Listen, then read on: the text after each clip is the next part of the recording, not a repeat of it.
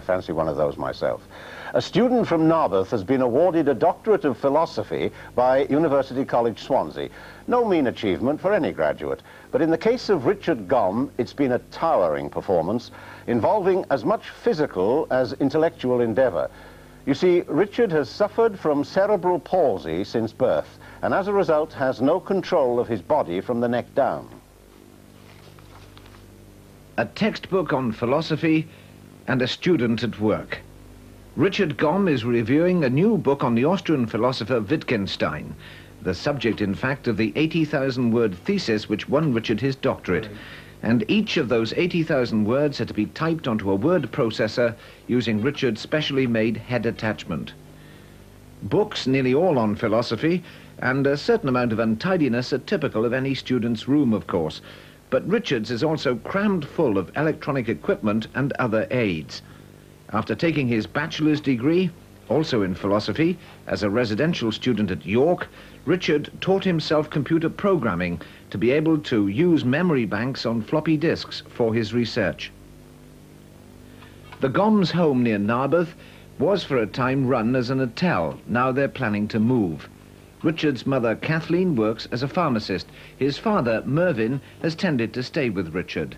There are also 2 other children. Was the family surprised when Richard got his 6 O-levels and 3 A's? Well, no, we knew that would come because, well, she just fought all the way for it, and I'd been in the background, of course, looking after him.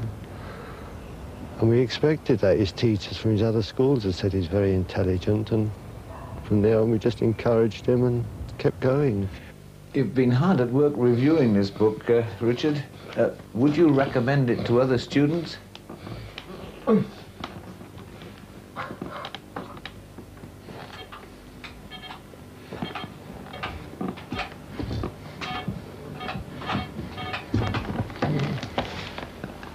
It's a very philosophical answer. Yeah. You have got your doctorate and you want to go on and write. What sort of things do you want to write?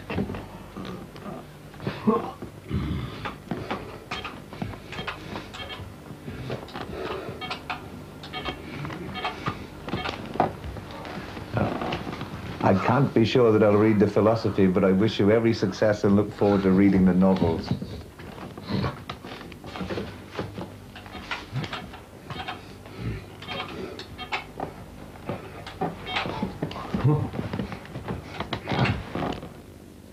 Isn't that magnificent?